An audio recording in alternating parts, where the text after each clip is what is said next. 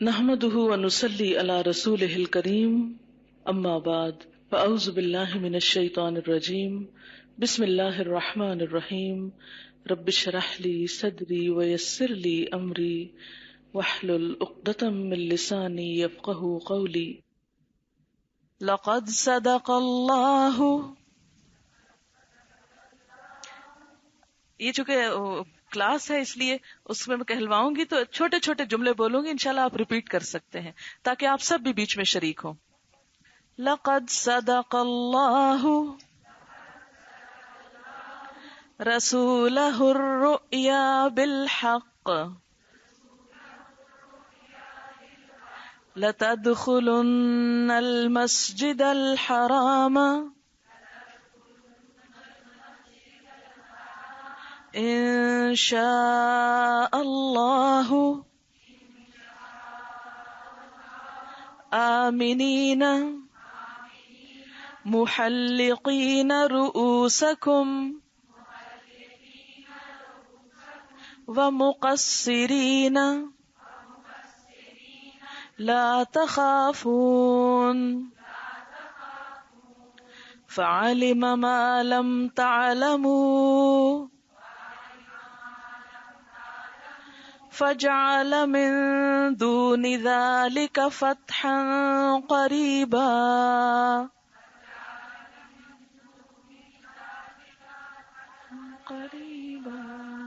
هو الذي أرسل رسوله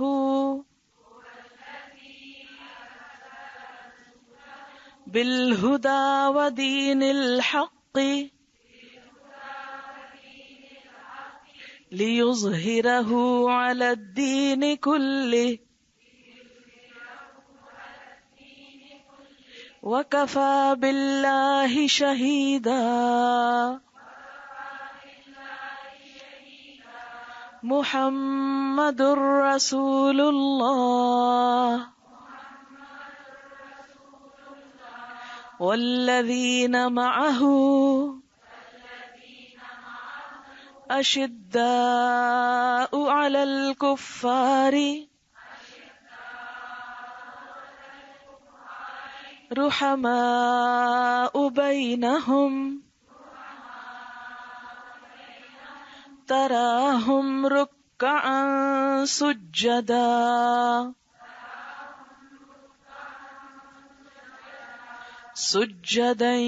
يبتغون فضلا من الله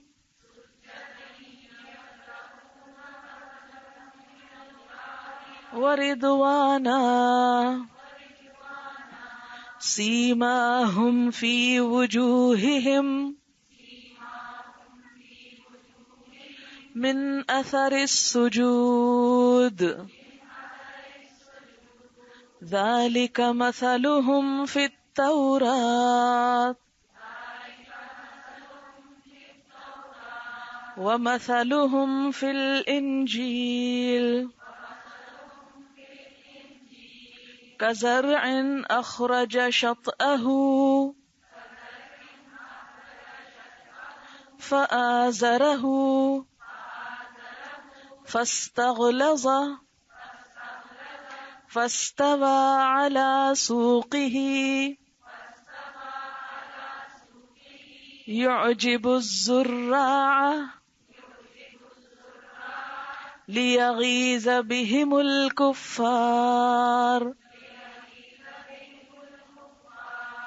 وعد الله الذين آمنوا وعملوا الصالحات منهم مغفرة وأجرا عظيما.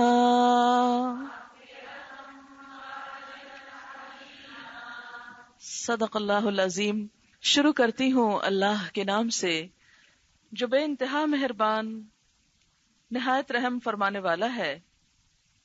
لقد البتہ تحقیق صدق اللہ سچ کر دیا اللہ نے رسولہ اپنے رسول سے الرؤیا خواب کو لتدخلن البتہ تم ضرور داخل ہوگے المسجد الحرام، مسجد حرام میں، انشاء اللہ، اگر اللہ نے چاہا، آمنینا، امن والے، امن کے ساتھ، محلقینا، حلق کرنے والے، مونڈنے والے، رؤوسکم، اپنے سروں کو، ومقصرینا، اور بال کترانے والے، لا تخافون، نہ تم ڈرو گے، فعلما، تو اس نے جان لیا، ما لم تعلموا، جو تم نے نہ جانا، فجعل، تو اس نے کر دی، من دون ذالک، اس کے علاوہ، فتحا قریبا، قریب کی فتح، هو الذی، وہ اللہ، وہ ذات ہے، ارسل، جس نے بھیجا، رسولہ، اپنے رسول کو، بالہدی، ہدایت دے کر، ودین الحق، اور دین حق دے کر، لیظہرہ، تاکہ غالب کر دے اس کو، علی الدین کلہ، تمام دینوں پر، وکفی باللہ، اور کافی ہے اللہ، شہیدا، گواہ، محمد الرسول اللہ، محمد صلی اللہ علیہ وسلم اللہ کے رسول ہیں، والذین معہ، اور وہ لوگ جو آپ کے ساتھ ہیں، اشداء، بہت شدید ہیں، علی الکفار، کافروں پر، رحماء، بہت رحیم ہیں، شفیق ہیں، بینہم، آپس میں، تراہم، تم دیکھو گے ان کو، رکعن، رکوع کرنے والے ہیں، سجدن، سجدے کرنے والے ہیں، یبتغون، وہ تلاش کرتے ہیں، چاہتے ہیں، فضلا من اللہ، فضل اللہ کی طرف سے، ورضوانا، اور رضامندی، سیماہم، ان کی نشانی، فی وجوہہم، ان کے چہروں میں ہے، من اثر السجود، سجدوں کے نشان سے، ذالکا، یہ، مثلہم، ان کی مثال ہے، فی التورات، تورات میں، ومثلہم،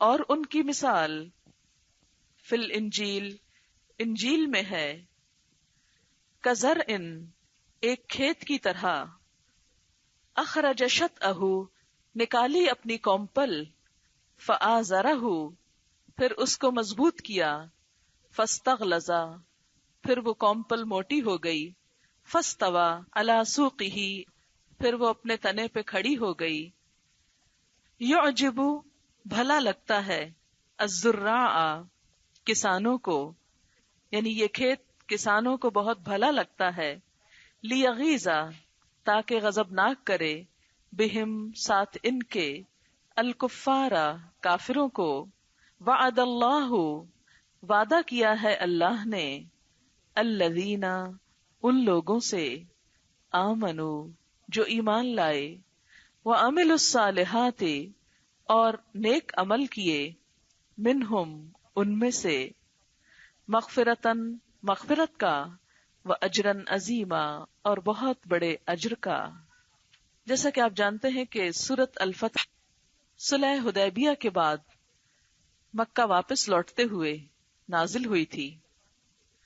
اگرچہ مسلمانوں کو ایک ایسا معاہدہ کرنا پڑا تھا کہ جس میں بظاہر ان کو اپنی شکست نظر آ رہی تھی، لیکن در حقیقت یہ معاہدہ آئندہ آنے والی فتوحات کا پیش خیمہ ہوا۔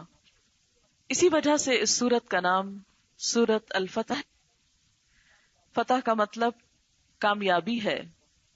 بظاہر یوں لگتا تھا کہ ناکامی ہے، لیکن اللہ تعالی کے نزدیک وہ کامیابی تھی جو بالآخر دین کی تکمیل پر منتج ہوئی۔ نبی صلی اللہ علیہ وسلم نے جب مکہ کا ارادہ کیا تو اس وقت یہ صورت، اگرچہ پیچھے آپ جو ریگولر آ رہے ہیں وہ سن چکے ہیں، لیکن میں ہلکا سا بیک گراؤنڈ بتا دوں گی تاکہ ان آیات کو سمجھا جا سکے۔ نبی صلی اللہ علیہ وسلم نے ہجرت کے بعد مدینہ میں کئی سال گزرنے کے بعد 6 ہجری میں ایک خواب دیکھا. خواب یہ تھا کہ آپ اپنے بہت سارے صحابہ کرام کے ساتھ عمرے کے لیے تشریف لے جا رہے ہیں. اس وقت مکہ ایک دارالحرب تھا اور مدینہ پوری طرح خطرات سے گھرا ہوا تھا. مسلمان ابھی کمزور تھے. اس وقت یہ تصور بھی نہیں کیا جا سکتا تھا کہ اس حالت میں مسلمان اس وطن میں جائیں واپس، یا اس شہر میں جائیں جہاں سب لوگ ان کے خون کے پیاسے ہیں، ان کے دشمن ہیں. جس شہر نے ان کو وہاں سے نکال دیا، وہاں پر وہ بغیر اسلحہ لیے ہوئے جائیں. لیکن چونکہ نبی صلی اللہ علیہ وسلم کا خواب سچا تھا، اس لیے آپ صلی اللہ علیہ وسلم نے صحابہ کرام کو حکم دیا کہ وہ تیاری کریں. اور بالآخر ایک وقت طے ہوا اور سب کے سب 1400 کا قافلہ ایک ایک تلوار لے کر، جو عرب کے قاعدے اور قانون کے مطابق تھی، مکہ کی طرف روانہ ہو گئے. سارے عرب کی نظریں اس قافلے پر لگی ہوئی تھیں کہ یہ لوگ ایک ایسی جگہ پر جا رہے ہیں جہاں ان کے دشمن ہیں، پاس ان کے اسلحہ نہیں. جن اونٹوں پر سوار ہیں ان کے گردنوں میں قربانی کے نشانات کے طور پر قلادے پہنے ہوئے ہیں، وہ ہار جو ہدی کے گلے میں ہوتے ہیں. تو دیکھیں کہ ہوتا ہے کیا. بالآخر وہ قافلہ جب مکہ کے قریب پہنچا تو کفار مکہ نے اس کو اپنی انا کا مسئلہ بنا لیا اور یہ کہا کہ ہم اس کو داخل نہیں ہونے دیں گے. اور بیچ میں ایک مشاورت بھی ہوئی، مراسلت بھی ہوئی، کچھ مفاہمت کی کوششیں بھی ہوئیں. پھر خبر مشہور ہوئی کہ حضرت عثمان کی شہادت ہو گئی ہے. اس پر آپ صلی اللہ علیہ وسلم نے دوسرے صحابہ کرام سے ایک بیعت لی جو بیعت رضوان کے نام سے مشہور ہوئی کہ حضرت عثمان رضی اللہ تعالیٰ عنہ کے خون کا بدلہ لیا جائے گا.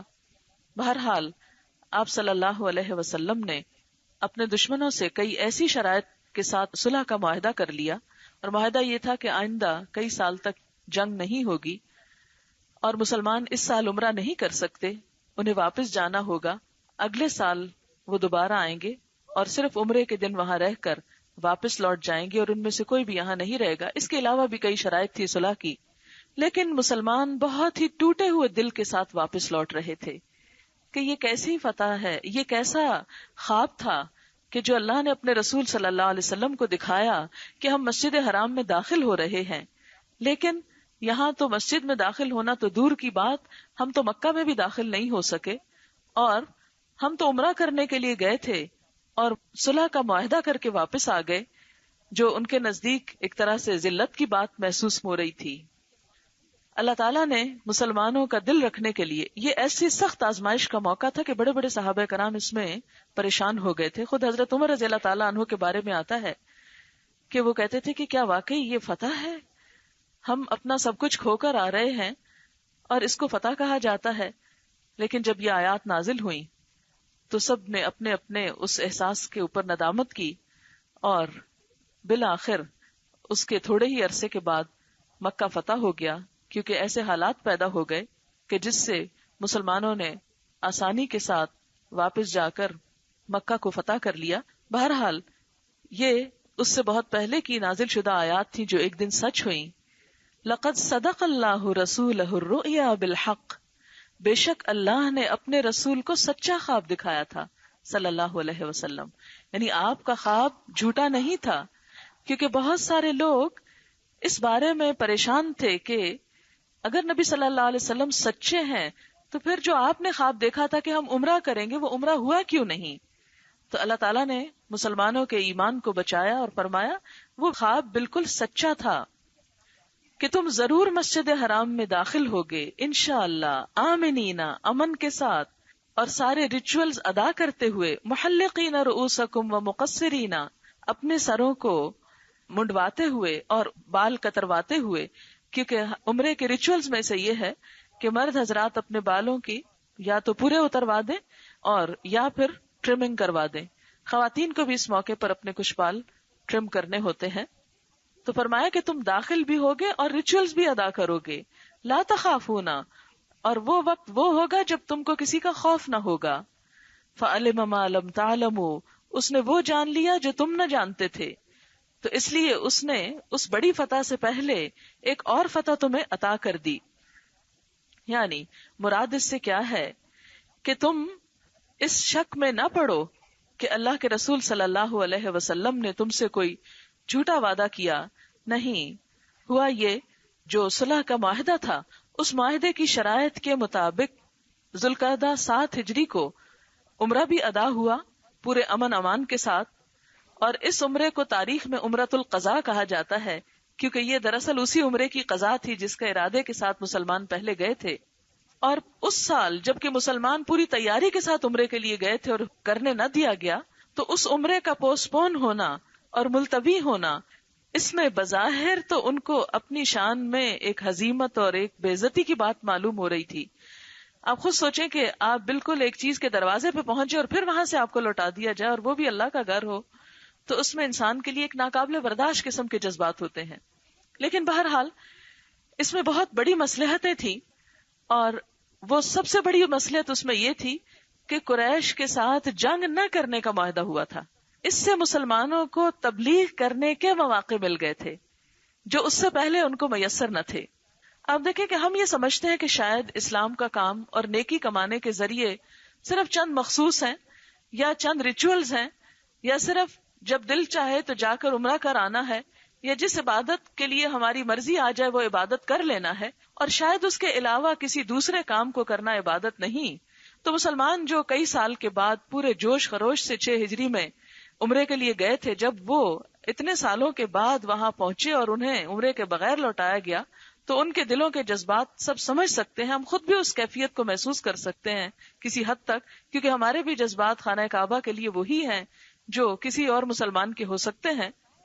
لیکن بتایا گیا کہ اس سال عمرہ نہ کرنے سے تمہیں ایک بہت بڑا فائدہ ہوا. فَجَعَلَ مِن دُونِ ذَلِكَ فَتْحًا قَرِيبًا، تمہیں حقیقت میں فتح نصیب ہوئی ہے. آپ دیکھیں کہ ہم فتح اس کو سمجھتے ہیں کہ جو کام ہم کرنا چاہتے ہیں وہ ہو جائے، حالانکہ اللہ تعالیٰ کے دین کے کام کے اپنے طریقے ہوتے ہیں، اپنی مصلحتیں ہوتی ہیں.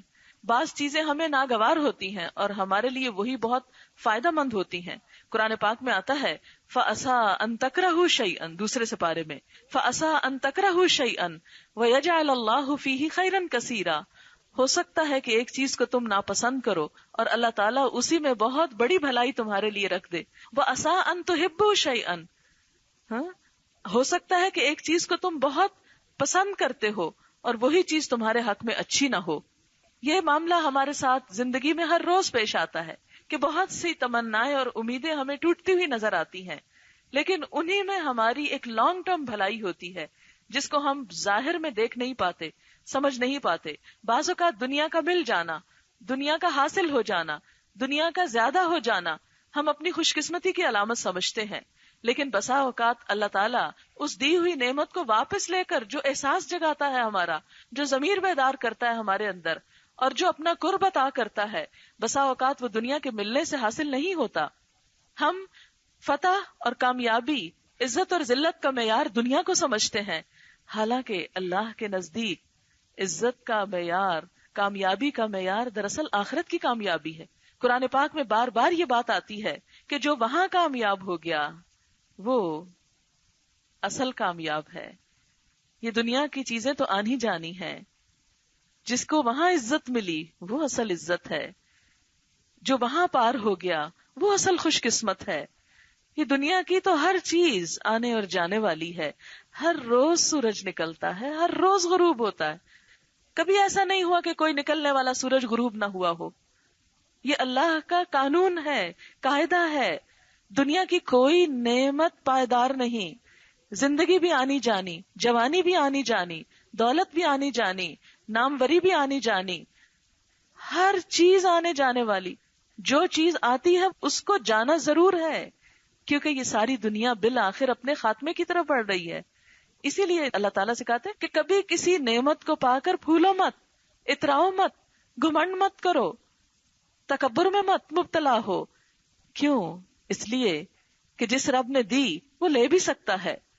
لہذا مسلمانوں کو بالکل اس خوشی کی پیک پر پہنچا کر واپس بلا لیا گیا. آپ دیکھیں کہ کبھی کسی کے ساتھ ہم میں سے ایسا ہو کہ وہ یہاں سے ویزا بھی لے کر چلے، سارے انتظامات کے ساتھ احرام پہن کر، اور جدہ ایئرپورٹ پہ اس کو روک دیا جائے، کہا اگلی فلائٹ سے واپس جاؤ، تو شاید دنیا میں اس سے مشکل اور کام کوئی نہ ہو. کہ انسان جب وہ 2-4 ہاتھ لبے بام رہ گیا تھا وہاں تک پہنچ کے اسے کہا جائے واپس، بہت ہی تکلیف دہ چیز. لیکن اس وقت اس دل کے ٹوٹنے سے، اس انسان کی انا کے ٹوٹنے سے جو پھر انسان کے اندر خیر پھوٹتی ہے. آپ دیکھیں پتھروں میں کریک آتے ہیں تو چشمے پھوٹتے ہیں. قرآن پاک میں آتا ہے وَإِنَّ مِنَ الْحِجَارَةِ لَمَا يَتَفَجَّرُ مِنْهُ الْأَنْهَارُ، کہ کئی پتھر ایسے ہوتے ہیں وہ کریک ہوتے ہیں تو اس میں سے نہریں پھوٹ پڑتی، دریا نکلتے ہیں. بالکل انسان کے دل دنیا کی محبت میں سخت ہو جاتے ہیں. تو جب کبھی انسان کی کوئی مرضی پوری نہ ہو، اس کا ارادہ تکمیل کو نہ پہنچے، تو اس شکست سے بھی بہت سی خیر پھوٹتی ہے. جس طرح پتھروں کے ٹوٹنے سے نہریں پھوٹتی ہیں، انسان کو اللہ تعالیٰ ایک نئی زندگی دیتا ہے، ایک نیا رخ عطا کرتا ہے. اور یہی دراصل انسان کی بہت بڑی کامیابی ہے. اور آج مجھے بہت حیرت ہو رہی ہے نا، مجھے یہاں پہنچنے تک یہ نہیں پتا تھا کہ مجھے کیا آج پڑھانا ہے، لیکن وہ کچھ ایسی مجبوریاں ہوگی کہ منڈے کو میں رک نہیں سکتی تھی، تو میں نے کہا چلے جمعے کو ہی سب کو بلا لیں، تو جمعے کو ہی میں درس کر لیتی ہوں. پھر مجھے یاد نہ رہا کہ میں پوچھوں کہ رکوع کون سا ہے، اور جب آج آ کے میں نے کھولا ہے تو میں سوچتی ہوں کہ قرآن اتنا بڑا معجزہ ہے. مجھے یوں لگے کہ جیسے یہ رکوع آج میرے ہی لیے ہے، کہ ایک خواب دیکھا کرتے تھے کہ یا اللہ کوئی ایک پرسکون، پر امن والی، یہ جیسے ہے نا آمنینا، امن والی ایسی جگہ ہو کہ جہاں بے فکر بیٹھ کر کسی خوف خطر کے بغیر ہم تیرا ذکر کر سکیں، تیرا نام لے سکیں. اور اس وقت یہ بالکل ایک خواب لگتا تھا. آج سے 1 سال پہلے بھی یہ خواب نظر آتا تھا. اور جب میں سوچتی تھی کہ کیا وہ وقت آئے گا کہ ہم اپنی چھت کے نیچے بیٹھ کر اللہ کی بات کر سکیں گے، تو بالکل ایسے لگتا ہے کہ جیسے وہ آیات تو اس دور کے لیے تھی، لیکن قرآن تو ہر دور کے لیے ہے نا، کہ اللہ کا وعدہ سچا تھا کہ تم ضرور داخل ہوگے امن کے ساتھ. اور یہ سب کچھ اللہ ہی کی طرف سے ہے، اللہ ہی کا انعام ہے، اس میں کسی انسان کا کوئی کمال نہیں. یہ اس کا احسان ہے کہ وہ ہم سے کوئی کام لے لے، لیکن اصل کام یہی ہے کہ هو الذی ارسل رسولہ بالہدی، اس نے اپنا رسول بھیجا ہدایت دے کر. یہاں اسلام کے لیے لفظ الہدا استعمال ہوا ہے، اور اس ادارے کا نام بھی اسی مناسبت سے رکھا گیا تھا کہ پیغمبروں کے آنے کا مشن بھی کیا تھا، ہدایت کو عام کیا جائے. اور ہدایت انسانوں کی نہیں، ان ہدی اللہ هو الہدی، بے شک اللہ کی ہدایت وہی اصل ہدایت ہے. اللہ کا یہ کلام ہدایت ہے، اللہ کے رسول صلی اللہ علیہ وسلم کو یہ دے کر بھیجا گیا. اور انبیاء علیہم السلام کے بعد ہم مسلمانوں کی اب یہ ذمہ داری ہے کہ ہم میں سے ہر شخص اپنے نبی کے مشن کو آگے پھیلائے. یہ کسی انسان کا مشن نہیں، یہ میرا یا کسی اور انسان کا نہیں، الہدا کسی انسان کا نام نہیں، یہ اللہ کے دین کو پھیلانے کا نام ہے. جو بھی اس جذبے اور اس خواہش اور اس تمنا اور امید سے معمور ہو، ان سب کے لیے یہ ایک مشترک کاز ہے. اللہ تعالیٰ نے ہر بستی میں ہر دور میں انبیاء بھیجے کہ لوگوں کو اپنی طرف بلائیں. وَإِن مِّن أُمَّةٍ إِلَّا خَلَا فِيهَا نَذِيرٌ، کوئی بستی ایسی نہیں گزری جہاں کوئی نہ کوئی آگاہ کرنے والا، خبردار کرنے والا نہ آیا ہو، خواہ وہ رسول ہو یا نبی ہو یا انبیاء کے علاوہ عام لوگوں میں سے ایسے لوگ ہوں کہ جو لوگوں کو اللہ کی طرف بلائیں. تو یہاں پر بتایا یہ گیا کہ اللہ تعالیٰ نے اپنے رسول کو کس کام کے لیے بھیجا؟ بالہدی، ہدایت دے کر بھیجا، دین اسلام دے کر بھیجا، ودین الحق، اور سچا دین دے کر. کس لیے بھیجا یہ سب کچھ؟ لیظہرہ علی الدین کلہ، تاکہ یہ تمام دینوں پر چھا جائے. دین ہوتا ہے طریقہ زندگی، یعنی اسلام اس لیے آیا ہے کہ یہ کلچر، یعنی اسلام کا کلچر، اسلام کا فیشن، اسلام کا طور طریقہ، اسلام کا لائف سٹائل، ہر لائف سٹائل پر پریویل کرنے لگے. لوگ کسی اور کے بندے نظر آنے کی بجائے اپنے رب کے بندے نظر آئیں.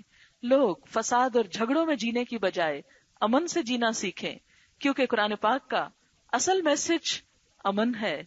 اسلام کا تو لفظی معنی ہی پیس ہے، امن، اطمینان، سکون. اور یہ اصل سکون اسی دین کے اندر ہے. آپ دیکھیں کہ نبی اکرم صلی اللہ علیہ وسلم جب دنیا میں تشریف لائے تو اس سے پہلے ایک جنگ چھڑی تھی، جنگ بواس کے نام سے، جو 120 سال تک جاری رہی. جس معاشرے میں آپ پیدا ہوئے اس کا سب سے دل پسند مشغلہ یہی تھا کہ وہ ایک دوسرے سے لڑیں جھگڑیں. قتل و غارت ان کے لیے سب سے آسان کام تھا، وہ ایک دوسرے کے خون کے پیاسے تھے. لیکن یہی وہ کتاب ہے اور یہی وہ رسول ہیں صلی اللہ علیہ وسلم کہ جنہوں نے آ کر، جیسے حالی کہتے ہیں، قبائل کو شیرہ شکر کر دکھایا کہ وہ آپس میں لڑنے والے ایک جھنڈے تلے جمع ہو گئے، ان کی آپس میں دشمنیوں کی بجائے محبتیں ہو گئیں، سب اکٹھے ہو گئے. لیکن آج کتنے افسوس کے ساتھ کہنا پڑتا ہے کہ اسی دین کا نام لینے والے دین کے نام پر ایک دوسرے کے گلے کاٹ رہے ہیں. یہ ہم کس اسلام کا نمونہ پیش کر رہے ہیں؟ یہ کس دین کا نام ہے؟ یہ وہ دین نہیں ہے جو حضور صلی اللہ علیہ وسلم لے کر آئے ہیں. اگر ہمارے نزدیک دین یہی ہے کہ ہم ایک دوسرے کو ماریں اور ایک دوسرے کی جانیں لیں، تو اللہ کے نزدیک دین یہ نہیں ہے. نبی صلی اللہ علیہ وسلم کا لایا ہوا دین یہ نہیں ہے. وہاں تو نہ صرف یہ کہ عربوں کے اندر سے جنگوں کا خاتمہ ہوا، بلکہ باہر کی دنیا میں بھی امن و امان قائم ہوا. روم اور ایران فتح ہوئے تو وہاں کے لوگوں نے اپنے دروازے مسلمانوں کے لیے کھول دیے کہ انہوں نے ان کو نجات دہندہ کہا، امن لانے والا کہا، اور حقیقی معنوں میں دنیا میں امن قائم ہوا. اگر آج امن نہیں، خواہ ہمارے معاشرے میں نہیں، تو یہ ہم سب کے لیے ایک الارم ہے کہ ہم صحیح دین پر نہیں. ہمیں دین کو ریوائیو کرنا ہوگا، اس کی اصل بنیادوں کے ساتھ صحیح بنیادوں پر اٹھانا ہوگا، اور وہ قرآن اور سنت ہے، اللہ کی یہ کتاب اور رسول اللہ صلی اللہ علیہ وسلم کا طریقہ. فرمایا کہ اللہ تعالیٰ نے اپنے نبی کو اسی ہدایت کے ساتھ بھیجا اور دین حق کے ساتھ بھیجا تاکہ وہ اس کو تمام دینوں پر غالب کر دے. تمام دینوں سے مراد صرف یہ نہیں کہ یہودیت اور عیسائیت اور ہندوازم، بلکہ اس سے مراد ہر لائف سٹائل، خواہ وہ کسی قدیم دور کا ہو یا جدید دور کا، ان سب پر اسلام کا نام، اسلام کا پیغام چھا جائے. تو یاد رکھیے کہ یہ کام نہ نعروں سے ہوگا، نہ جذبات سے ہوگا، نہ صرف باتیں کرنے سے ہوگا. یہ کام تو کام کرنے سے ہوگا. کیا کام؟ وہی کام جو ابتدا میں نبی صلی اللہ علیہ وسلم نے کیا. وہ کیا تھا کہ لوگوں کو تعلیم دی تھی، اس کتاب کی تعلیم کو عام کیا تھا. ہماری بھی مشکلات اور مسائل کا حل یہی ہے کہ ہم اس کتاب کو ہر گھر تک پہنچا دیں، ہر فرد تک پہنچا دیں، ہر ہاتھ میں یہ پہنچ جائے، اور سب اپنے اپنے رنگ اور نسل اور دیگر اختلافات کو بھلا کر سب کے سب اللہ کے جھنڈے کو مضبوط پکڑ لیں. جیسے کہ قرآن پاک میں آتا ہے وَاعْتَصِمُوا بِحَبْلِ اللَّهِ جَمِيعًا وَلَا تَفَرَّقُوا، اور سب مل کر اللہ کی رسی کو مضبوطی سے پکڑ لو. اور اللہ کی رسی کیا ہے؟ اللہ کی رسی حدیث پاک میں ہے کہ یہ قرآن ہی اللہ کی رسی ہے، اور جو اس کو پکڑے گا وہی اصل راہ پر چلے گا. اور جیسا کہ قرآن پاک ہی میں آتا ہے وَأُوحِيَ إِلَيَّ هَذَا الْقُرْآنَ لِأُنذِرَكُمْ بِهِ وَمَنْ بَلَغَ، کہ میری طرف یہ قرآن وحی کیا گیا ہے تاکہ میں تم کو اس کے ذریعے خبردار کروں، اور جس کو یہ پہنچ جائے اس کا کام یہ ہے کہ وہ بھی آگے خبردار کرے. یہ سورۃ الانعام کی آیت ہے کہ جس میں اللہ تعالی ہم سب کو کیا بتاتے ہیں کہ میں نے اپنے نبی کو بھیجا کس لیے؟ تاکہ وہ اس قرآن کے ذریعے لوگوں کو خبردار کرے. اور ومن بلغ، ابن سیرین اس آیت کی تفسیر کیا کرتے ہیں؟ ابن کثیر نے یہ مطلب لکھا ہے کہ جن جن لوگوں تک یہ قرآن پہنچ جائے پھر ان کی ذمہ داری ہے کہ وہ ان تک پہنچا دیں جن تک یہ ابھی نہیں پہنچا، جو ابھی تک اس سے دور ہیں. اور میں سمجھتی ہوں کہ اگر مسلمان صرف آیت کے اس آدھے ٹکڑے پر عمل کرتے رہتے، کہ ہر مسلمان یہ اپنی ذمہ داری سمجھتا کہ اگر اللہ کا یہ کلام مجھ تک پہنچ گیا ہے تو میں اسے آگے پہنچا دوں، تو آج ہمارے معاشرے کے اندر یہ جہالت نہ ہوتی، یہ قتل و غارت نہ ہوتی، یہ قحط اور خشک سالیاں نہ ہوتی، یہ اللہ کے عذاب کی مختلف شکلیں نہ ہوتی. آپ کو معلوم ہے کہ قرآن پاک ہی میں آتا ہے کہ ہم جب انبیاء کو بھیجتے ہیں، ہدایت بھیجتے ہیں، پھر لوگ اس ہدایت سے غافل ہوتے ہیں تو ہم ان کو چھوٹے چھوٹے عذاب سے آزماتے ہیں. اور یہ چھوٹے چھوٹے عذاب کیا ہیں؟ اس کے بارے میں پھر مفسرین لکھتے ہیں کہ یہ آپس کی قتل و غارت اور خشک سالی، قحط، بارشوں کا نازل نہ ہونا اور بد امنی اور معاشرے کے اندر بے چینی. کیا ہم میں سے ہر شخص اس کو ایکسپیرینس نہیں کر رہا؟ ہم سب ایکسپیرینس کر رہے ہیں، لیکن ہمارے پاس کوئی حل نہیں. کبھی ہم شارٹ ٹرم باتیں سوچتے ہیں کہ یہ کر لیں تو یہ حل ہو جائے گا. مثلا اس کا حل صرف یہ نہیں ہے کہ آپ کچھ کھانا جمع کر کے وہاں تک پہنچا دیں. کراچی میں یہ کام بہت کثرت سے ہو رہا ہے. جگہ جگہ پر ایسے کیمپس لگے ہوئے ہیں، بازاروں میں، مختلف علاقوں میں. خود ہم بھی الہدا کی طرف سے کافی اس کام میں لگے ہوئے ہیں کہ جو بھوکے ہیں ان تک کھانا پہنچایا جائے، وہاں پانی کے انتظام کیے جائیں. لیکن میں کبھی سوچتی ہوں کہ جتنا وہ خرچ اس ٹرک میں کھانے پہ ہوتا ہے اتنا اس کا کرایہ پڑ جاتا ہے جتنے میں وہ کھانا وہاں پہنچتا ہے. کتنے دن سب لوگ یہ کھانا پہنچاتے رہیں گے؟ کتنے دن یہ سب کام ہوتے رہیں گے؟ کیا اس کا حل یہی ہے؟ نہیں، اس کا حل یہ نہیں ہے. یہ تو ایک وقتی جان بچانے کی بات ہے، لیکن آخر کب تک؟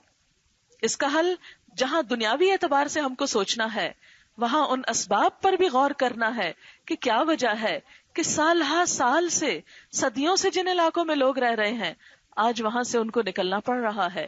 آباء و اجداد کے علاقے چھوڑ کر، اپنے نسلی اور آبائی گھروں کو چھوڑ کر، وہ بھوک کے ہاتھوں ان کے جانور بلک رہے ہیں، مر رہے ہیں، خود بھی مر رہے ہیں، وہاں سے نکالے جا رہے ہیں. کیوں؟ اس لیے کہ یہ اللہ کے عذاب کی ایک شکل ہے.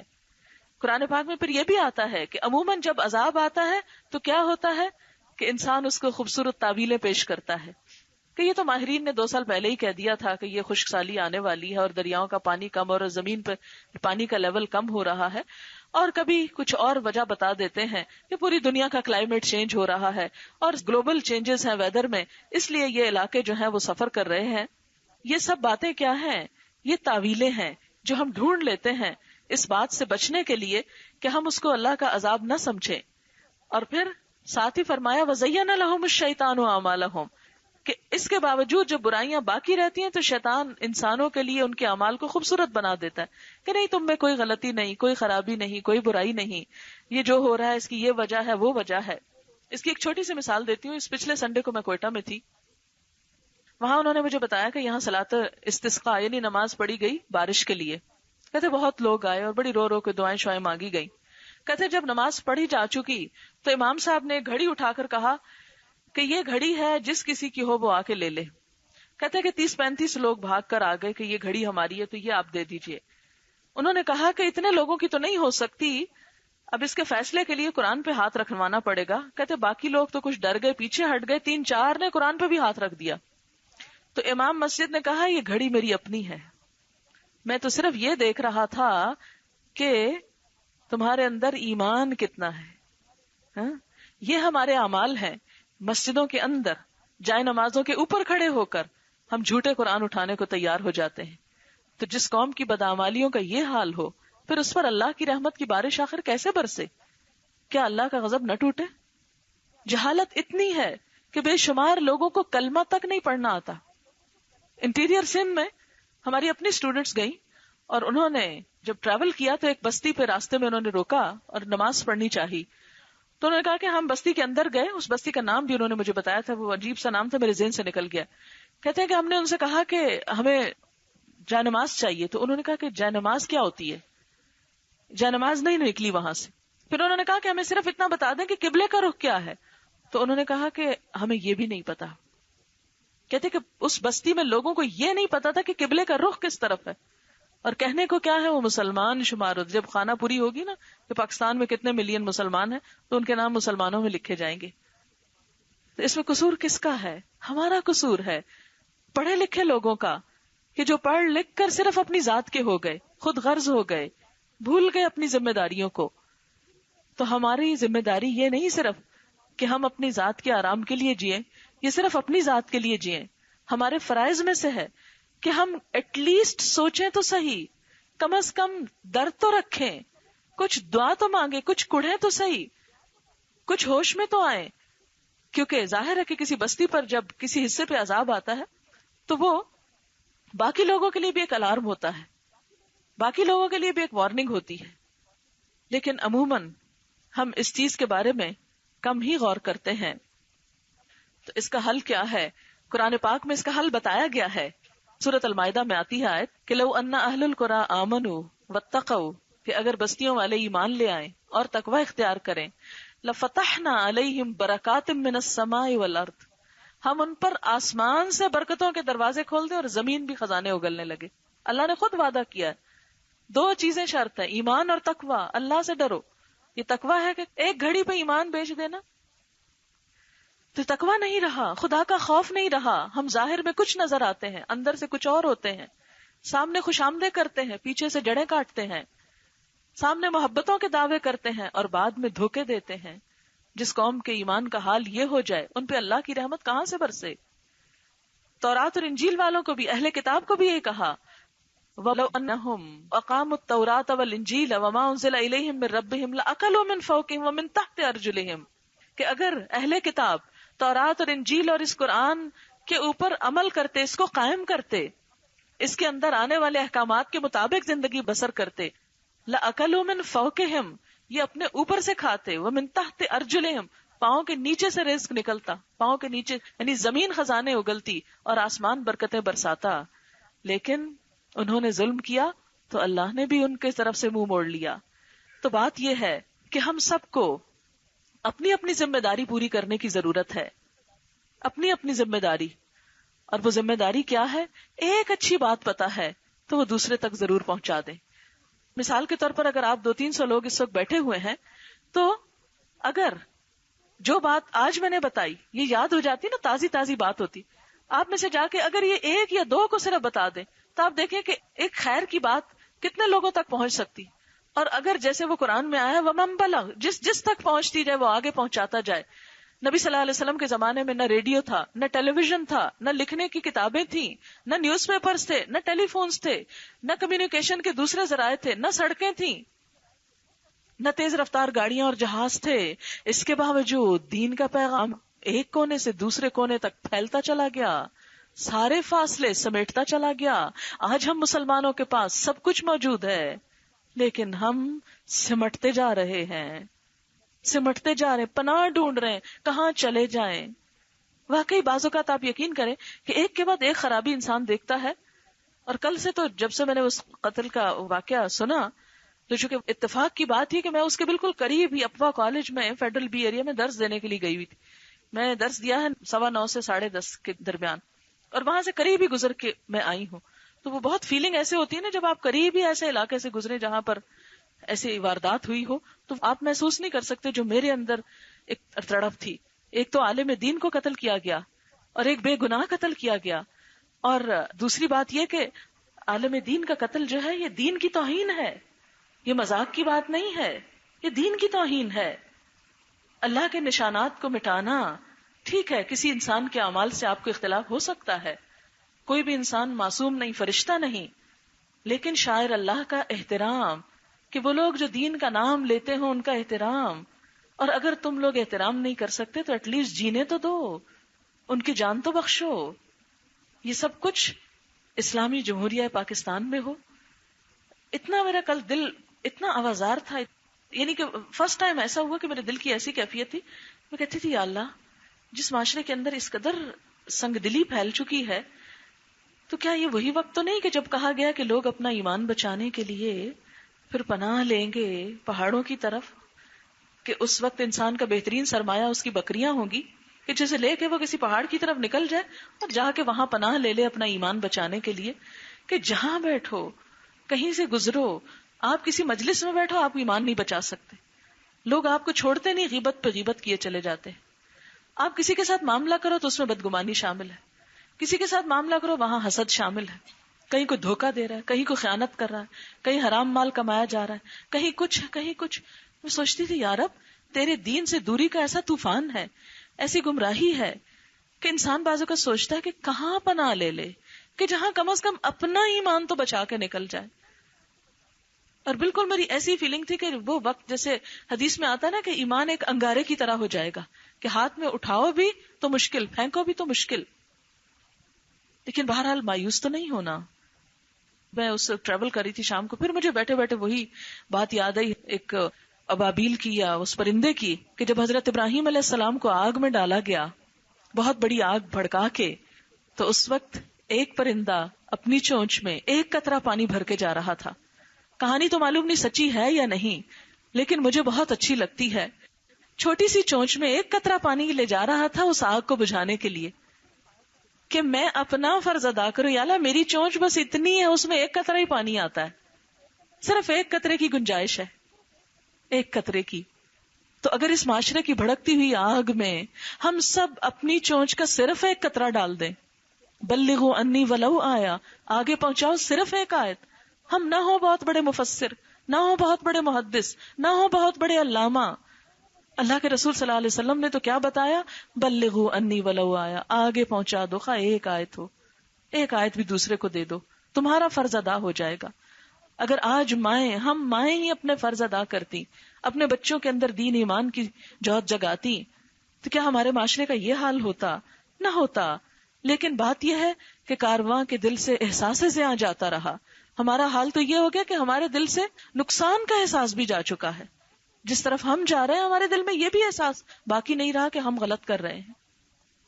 تو بہرحال نہ مایوسی کی جگہ ہے، اور نہ ہی صرف پریشان ہونے کی، اور نہ ہی صرف باتیں کرنے کی، ہم سب کو کام کرنے کی ضرورت ہے، اور اپنا اپنا حصہ ادا کرنے کی ضرورت ہے، اپنا اپنا فرض پورا کرنے کی۔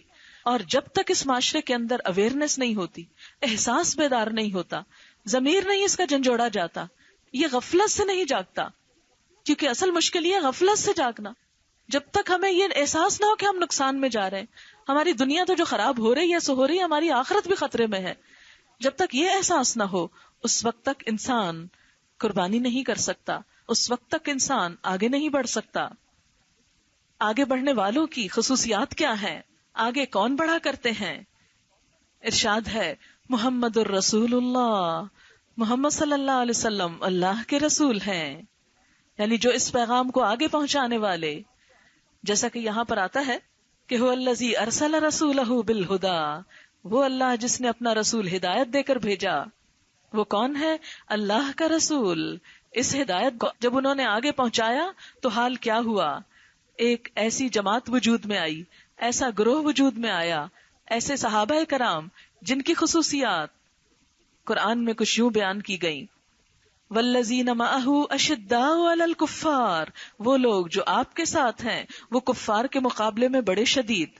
یہاں شدید سے مراد دہشت گرد نہیں ہے، شدید علی کا عربی ڈکشنری میں اگر آپ معنی دیکھیں تو اس کا مطلب ہوتا ہے کسی کی بات قبول نہ کرنے والا، کسی کے رنگ میں نہ رنگنے والا۔ اشداء علی الکفار کا مطلب کیا ہے کہ کافروں کے کلچر کو اپناتے نہیں، کافروں کی بات قبول نہیں کرتے، دین اور ایمان میں ایسے مضبوط ہیں کہ دوسری کوئی بات ان پہ اثر کرتی نہیں، اللہ کے رنگ میں یوں رنگے ہوئے ہیں، صبغت اللہ میں، یعنی صحابہ کرام کی صفت کیا تھی کہ صبغت اللہ میں ایسے رنگے ہوئے کہ کسی غیر مسلم کا، کسی دوسرے دین والوں کا کوئی بھی اثر قبول نہ کرنے والے۔ اشداء علی الکفار رحماء بینہم، آپس میں رحیم اور شفیق، آپس میں مہربان، آپس میں ایک دوسرے کے دوست۔ یہ ہے سچے مسلمانوں کی صفت۔ سچے مسلمان قوم جو بیرونی کلچر کو نگیٹ کریں، ریفیوز کریں، اور ان کے سامنے سخت ہوں، ان کی ہاں میں ہاں نہ ملاتے چلے جائیں، اور آپس میں رحیم اور شفیق، ہمدرد، مہربان، ایک دوسرے کا ساتھ دینے والے۔ آج ہمارا حال کیا ہے؟ آپس میں ایک دوسرے کے گلے کاٹنے والے اور غیروں کے سامنے یس سر کرنے والے، بالکل الٹ ہو گئے ہیں۔ پھر سچی مسلمانی کہاں باقی رہی؟ قرآن تو کچھ اور کرائیٹیرین دے رہا ہے، اور ہم اپنے اعمال کو دیکھیں، اپنے معاشرے کو دیکھیں تو کچھ اور نظر آ رہا ہے۔ اشداء علی الکفار رحماء بینہم تراہم رکعا سجدا، تم دیکھو گے ان کو رکوع کرتے، سجدے کرتے۔ ان کی خصوصیت کیا ہے کہ وہ اللہ کی عبادت کے شوقین، ان کے اندر عاجزی، رکعان کا مطلب بہت زیادہ رکوع کرنے والے، اور رکوع عاجزی کی علامت ہے، جھکنا، بینڈ کرنا۔ یعنی اگر وہ کفار کے مقابلے میں شدید ہیں تو ان کے اپنے اندر کیا ہے؟ عاجزی ہے، نرمی ہے، بچھے جاتے ہیں۔ جیسا کہ قرآن پاک میں ایک اور جگہ پر آتا ہے، یا ایھا الذین آمنوا من یرتد منکم عن دینہ، اے لوگو جو ایمان لائے ہو، تم میں سے جو بھی اپنے دین سے پھرے گا، فسوف یأتی اللہ بقوم، تو ان قریب اللہ ایک ایسی قوم لے آئے گا، یحبہم ویحبونہ، وہ ان سے محبت کرے گا اور وہ اس سے محبت کرتے ہوں گے. یحبہم ویحبونہ، یعنی تم اگر اللہ کے دین کا کام نہیں کرو گے تو اللہ تم کو لے جائے گا اور پھر ایسے لوگ پیدا کرے گا جن سے اللہ محبت کرے گا. یعنی ان کے اندر ایسی صفات ہوں گی جن کی وجہ سے وہ اللہ کے محبوب بندے ہوں گے اور ان کے دلوں میں بھی اللہ کی محبت ہوگی. اللہ کا دین کسی کا محتاج نہیں، کسی کا ضرورت مند نہیں، کسی کے علم کا، کسی کی قابلیت کا، کسی کی ذہانت کا، کہ ہم سوچیں کہ ہم جیسے قابل بندے یہ کام نہیں کریں گے تو یہ دین آگے نہیں پھیلے گا. نہیں، یہ تو اللہ کا پیغام ہے. 1400 سال سے یہ روشنی پھیلتی چلی آئی، یہ آگے بھی پھیل جائے گی. ہماری خوش قسمتی ہوگی اگر ہمارا اس میں کچھ حصہ شامل ہو گیا، ورنہ یہ دین ہمارا محتاج نہیں. یحبہم ویحبونہ، اذلۃ علی المؤمنین، مومنوں کے ساتھ بہت ہی نرم مزاج. اذلہ ذلیل کی جمع ہے، جیسے ذلیل اردو میں ذرا مختلف معنی، مراد یہ کہ بچھے ہوئے، عاجزی رکھنے والے، ایک دوسرے کے کام آنے والے، ہمدردی کرنے والے، خیر خواہی کرنے والے، ایک دوسرے کے مددگار. عزتاً علی الکافرین، کافروں کے مقابلے میں سخت. یجاہدون فی سبیل اللہ، وہ اللہ کے راستے میں جہاد کرتے ہوں گے. ولا یخافون لومۃ لائم، اور کسی ملامت کرنے والے کی ملامت سے نہ ڈریں گے. کہ اللہ کے دین کا کام کرتے ہوئے طرح طرح کے نصیحت کرنے والے آ جاتے ہیں. کچھ اپنا خیال کرو، اپنی صحت کا کرو، بچوں کا کرو، اپنے کاروبار کا کرو، کیا ہو گیا تمہیں، اٹھتے بیٹھتے بس اللہ ہی اللہ کیے چلے جا رہے ہو، تمہارا تو دماغ ہی چل گیا ہے، تمہیں تو کچھ اور سوچتا ہی نہیں. کتنا حسین تھا، کتنا بہترین تھا تمہارا مستقبل دنیا کا، تم کن چکروں میں پڑ گئے ہو، کن قربانیوں میں چل پڑے ہو. نہیں، لا یخافون لومۃ لائم، اللہ کے ایسے بندے جن سے اللہ محبت کرتا ہوگا، وہ اللہ کے دین میں، یجاہدون فی سبیل اللہ میں، جہاد کے راستے میں کسی کی ملامت کی پرواہ نہیں کریں گے کہ کون کیا کہہ رہا ہے، نہ کسی کی تنقید کی، نہ کسی کی گالیوں کی، نہ کسی کے پروپیگنڈے کی. نہیں. اور اللہ تعالیٰ کیا فرماتے، ذالک فضل اللہ، یہ اللہ کا فضل ہے، یؤتیہ من یشاء، عطا کرتا ہے جس کو چاہتا ہے. اور اللہ تو بڑے فضل والا ہے. تم بھی اپنے آپ کو اس قابل بناؤ کہ تم پر بھی اللہ کا فضل ہو جائے.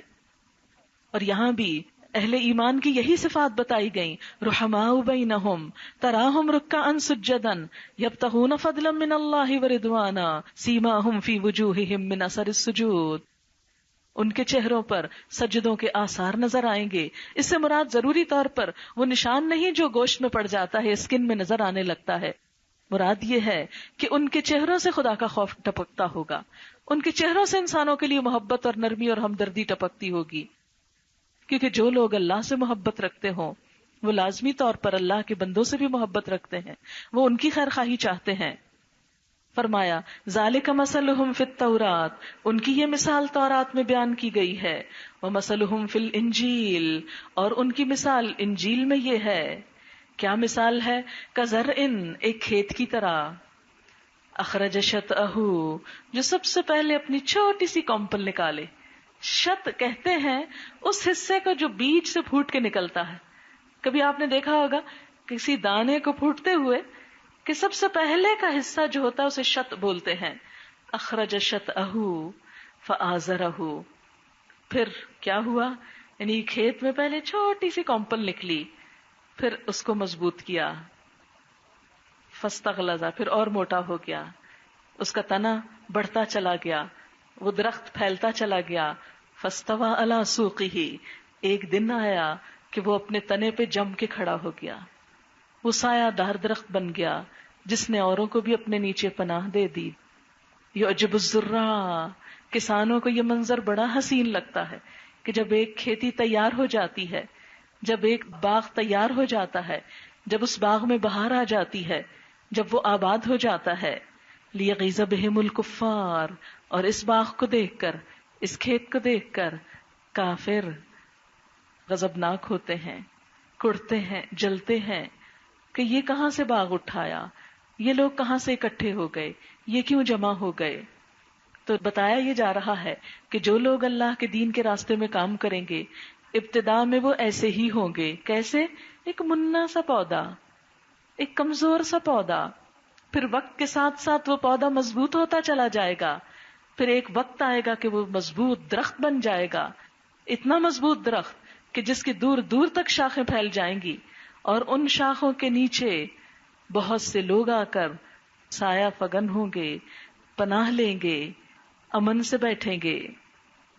وَعَدَ اللَّهُ الَّذِينَ آمَنُوا وَعَمِلُوا الصَّالِحَاتِ مِنْهُمْ مَغْفِرَةً، اللہ نے وعدہ کیا ان لوگوں سے جو ایمان لائے اور جنہوں نے اچھے کام کیے ان میں سے۔ کس چیز کا وعدہ؟ مغفرتاً، بخشش کا وعدہ، وَأَجْرًا عَظِيمًا، اور اجر عظیم کا وعدہ۔ یہ اللہ کا وعدہ ہے کہ اگر لوگ اسی راہ پر چلتے رہے تو آخرت میں بھی ان کے لیے بخشش ہے، اور دنیا میں جیسے کھیت لگا آخرت میں بھی جنت کے باغ اسی طرح ہرے بھرے اور مہکتے نظر آئیں گے۔ اجرن عظیم وہ ہے، دنیا میں ایک درخت کا لگ جانا ایک وقتی اچیومنٹ ہے، لیکن اصل نظر اس اجر پر ہونی چاہیے، دنیا کے ملنے والے صلے پر نہیں، کیونکہ یہ تو وقت کے ساتھ آنی اور جانی چیزیں ہیں، ان میں سے تو کوئی بھی چیز باقی نہیں رہتی، لیکن اصل چیز جسے محفوظ کرنے کی ضرورت ہے وہ آخرت کا اجر ہے۔ وآخر دعوانا ان الحمد للہ رب العالمین۔ آج کا یہ جو افتتاح ہوا ہے یہ بہت ہی حریم اور بہت ہی انفارمل طریقے سے، فارمل نہیں ہے کیونکہ ابھی پورا کام مکمل تو نہیں ہوا، لیکن جتنا ہوا اس کے اعتبار سے چاہا کہ جب ایک چھت بن گئی ہے تو کچھ نہ کچھ کام اب یہاں شروع ہو جانا چاہیے، تاکہ جن لوگوں کی کنٹریبیوشن ہے اس میں ان کے لیے صدقہ جاریہ ایک طرح سے شروع ہو جائے۔ اور اس اعتبار سے میں سمجھتی ہوں کہ اتنا مناسب رکوع تھا کہ جس نے پورے میسج کو دوبارہ سب کے لیے تازہ کر دیا ہے کہ ان ساری عمارتوں کا اور ان ساری باتوں کا مقصد ایک ہی ہے، اور وہ کیا ہے کہ اللہ کے رسول صلی اللہ علیہ وسلم کا لایا ہوا دین حق پوری دنیا کے اندر پھیل جائے، اور اس کے لیے لوگ کوشش کریں۔ اگر آپ کے ذہن میں کوئی سوال ہو تو آپ کر سکتے ہیں، کیونکہ مجھے لگتا ہے کہ سب لوگوں کے ساتھ انفرادی ملاقات نہیں ہو سکے گی۔ اگر کوئی بھی بات آپ پوچھنا چاہیں تو آپ پوچھ سکتے ہیں، کسی چیز کے بارے میں بھی۔ کراچی کے کیسٹس الحمدللہ فیکٹری میں ہیں آج کل، اور اس کی ماسٹرنگ وہ ہو رہی ہے، کیونکہ وہ 1000 سیٹس بنوا رہے ہیں، اس کے کارڈز بھی تقریباً پرنٹنگ کے مرحلے میں ہیں، تو الحمدللہ بس اب وہ جلد ہی انشاءاللہ تعالی اویلیبل ہوں گے انشاءاللہ۔ اور کوئی بات؟ کراچی آپ دعا کریں کہ خیر خیریت سے سارا کام ہو جائے۔ الحمدللہ کل ہمارے ایک سیمسٹر یعنی 4 مہینے پورے ہو گئے کورس کے، لیکن سپارے ابھی 6 ہوئے۔ پوری کوشش کے باوجود میں ٹارگٹ پہ پوری نہیں اتر پا رہی، لیکن امید ہے انشاءاللہ تعالی، کیونکہ پہلی صورتیں احکام کی صورتیں تھیں، ان میں بہت ڈیٹیل چاہیے تھی، تو اور ویسے بھی ہے کہ کراؤڈ بہت ڈفرنٹ اور بہت بڑا، جس میں سب کی رعایت رکھ کے سب کو ساتھ لے کے چلنا پڑتا ہے۔ آپ دیکھیں کہ کہیں آپ ٹریول کرتے ہو نا، اگر آپ اکیلے ہو تو تیزی سے موومنٹ ہوتی، لیکن اگر 10 لوگ آپ کے ساتھ ہوں تو آپ کی موومنٹ سلو ہو جاتی۔ تو جہاں 700-800 لوگ شامل ہو گئے ہیں وہاں موومنٹ تھوڑی سی سلو ہو گئی، لیکن انشاءاللہ تعالی بہت اچھا پڑھ رہے ہیں، بہت محنت کر رہے ہیں، اور میں بہت ہوپ فل ہوں انشاءاللہ کہ وہ لوگ جب پڑھیں گے اور کراچی جیسے شہر میں اگر انہوں نے حق ادا کیا تو انشاءاللہ وہاں جو فتنے فساد اور لڑائی جھگڑے ہیں بالآخر انشاءاللہ ان کا خاتمہ ہوگا، کیونکہ یہ قرآن ہی کے ذریعے یہ ہو سکتا ہے، اور کوئی حل نہیں اس قوم کا۔ تو ایسا ہے کہ ہمارا 17 جنوری کو انشاءاللہ تعالی، رمضان کے بعد 17 جنوری کو ہوپ فلی انشاءاللہ کورس مکمل ہوگا۔ اس کے بعد وائنڈ اپ کرنے میں تھوڑا سا ٹائم لگے گا، لیکن انشاءاللہ ہر مہینے جیسے میں آ رہی ہوں آتی رہوں گی، تو میں چاہوں گی کہ اب آئندہ مہینے کا درس جو ہے وہ یہیں پر ہو، اور میں دوبارہ انشاءاللہ بخاری بھی شروع کرنے والی ہوں، تاکہ جو لوگ چاہ رہے تھے کہ اسے دوبارہ کنٹینیو کیا جائے تو پھر سے ملاقات شروع ہو۔ تو انشاءاللہ تعالی بس یہ تھوڑی سی، یہ بھی بہت ہری میں کسی تھوڑا بہت بیٹھنے کے قابل کر لیا ہے، آواز آج بھی پراپر اتنی نہیں ہے، لیکن انشاءاللہ تعالی مزید امپروومنٹ ہوتی جائیں گی۔ میں تو اتنی خوش تھی کہ اتنا بڑا ہال ہمارا مل گیا، لیکن یہ تو پہلی ہی سٹنگ میں تھوڑا تھوڑا، ابھی تو سب کو پتا بھی نہیں ہے، یہ تو بس ایسے ہی اچانک ہی پروگرام بن گیا ہے، تو میں سوچتی ہوں اللہ تعالیٰ برکت پیدا کرے گا انشاءاللہ تعالیٰ۔ تو آپ سب کا بہت شکریہ، اللہ آپ سب کو بہت خوش رکھے، بہت جزا دے، اور ہماری دعاؤں کو قبول کرے۔ السلام علیکم ورحمۃ اللہ وبرکاتہ۔ دعا کرتے ہیں۔ سبحان اللہ والحمد للہ ولا الہ الا اللہ واللہ اکبر ولا حول ولا قوة إلا بالله العلي العظيم.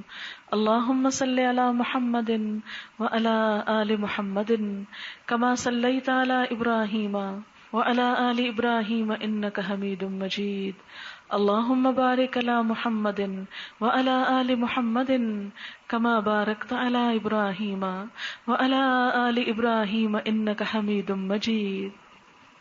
یا رب لک الحمد کما ينبغي لجلال وجهك وعظیم سلطانك. یا رب لک الحمد کما ينبغي لجلال وجهك وعظیم سلطانك. یا رب لک الحمد کما ينبغي لجلال وجهك وعظیم سلطانك. یا اللہ، یا حی یا قیوم، یا رب العالمین، سب شکر سب تعریف تیری ذات کے لیے ہے. ہم سب تیرے حضور شکر گزار ہیں کہ تو نے ہمیں یہ نعمت عطا کی. یا اللہ، اس نعمت کا حق ادا کرنے کی توفیق عطا فرما. یا اللہ، تو ہمیں اس کی قدردانی کی توفیق عطا فرما.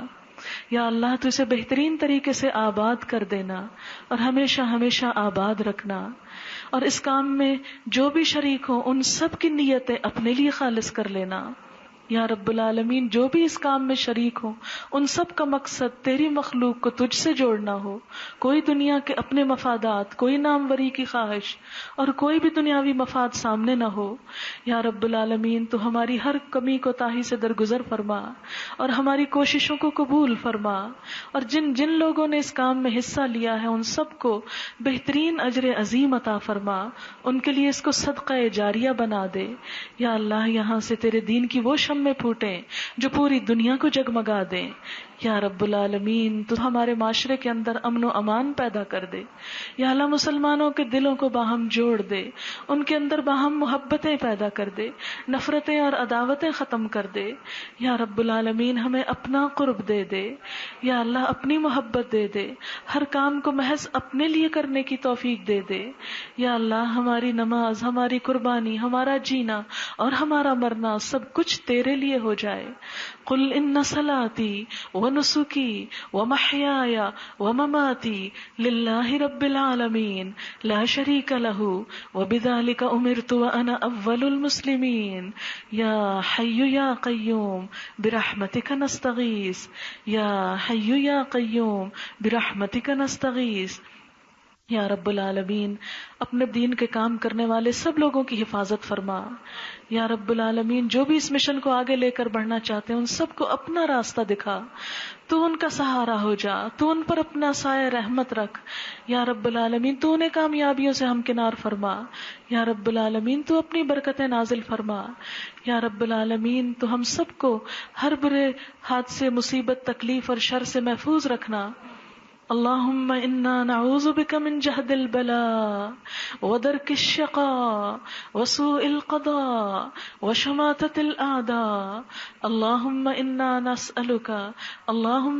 نسألک الہدى والتقى والعفاف والغنى. اللہم انا نعوذ بک من زوال نعمتك وتحول عافیتك وفجاءة نقمتك وجمیع سخطك. یا حی یا قیوم برحمتک نستغیث. لا حول ولا قوة الا باللہ.